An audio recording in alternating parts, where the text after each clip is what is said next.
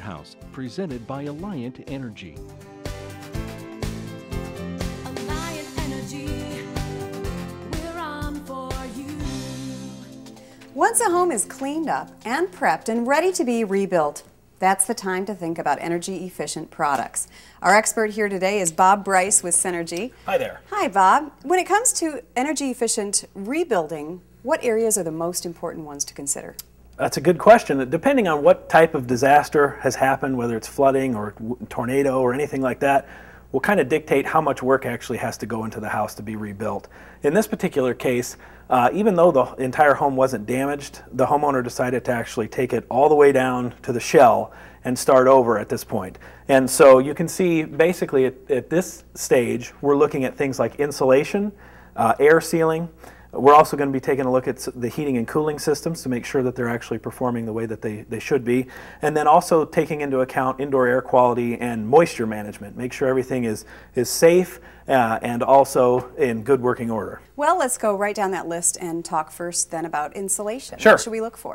Well, depending on the type of insulation that the customer actually chooses to go with, in this case you can see that we've actually used a fiberglass bat system, which in any time you're using a fibrous insulation product, whether it's fiberglass or cellulose or anything that allows air to move through it, you have to make sure that the material is as fluffy and as in much contact with all surfaces of the wall as is possible. And so you can see in this particular case, when I'm installing the fiberglass bat, I want to make sure that it's not compressed or pushed in, because that really damages the overall performance of the bat.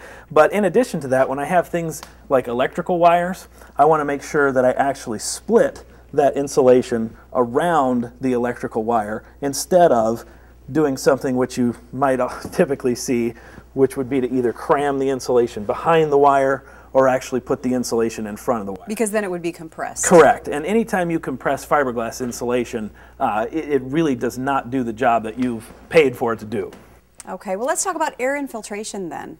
How do we keep unwanted air? First of all, how does it get in?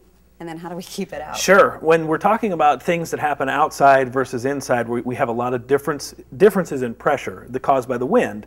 And so, for example, the harder the wind is blowing on the outside of the house, air will always try to equalize itself between outside and inside. So gaps and cracks in the actual building shell will allow air to either come into the house or be blown out of the house. And we want to stop that from happening, because that's what makes us uncomfortable and use more utilities expense.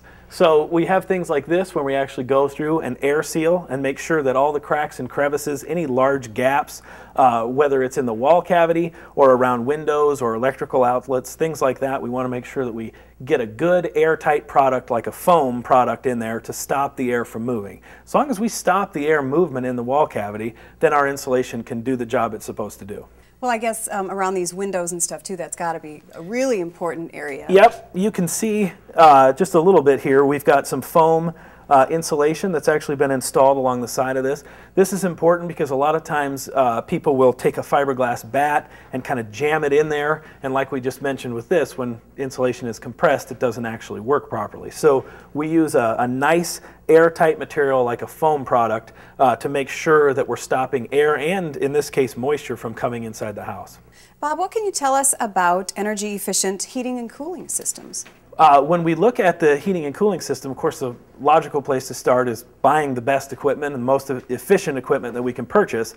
But then we also have to look at how well that equipment is installed. Just like we were talking about how much installation impacts the quality of our insulation, the same is true on the heating and cooling system. So we have to start with the right equipment, and then we actually have to hook it up properly and install it properly to make sure that it is delivering its capabilities. And that also then would affect the indoor air quality. Let's talk about that. Yeah, we have an example a little bit over here where we've got some cold air returns in this particular case.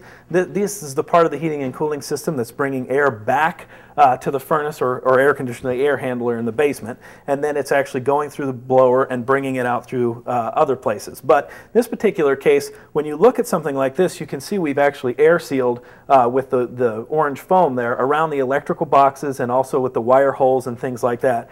And the reason we do that is because if I'm going to use this cavity for return air, then I need to make sure that the air that I'm pulling through that cavity is coming from the room and not from the attic. But no matter what, moisture is a concern. At the beginning stages of rebuilding, we need to make sure that the building materials are actually dry enough for us to continue the rebuilding process.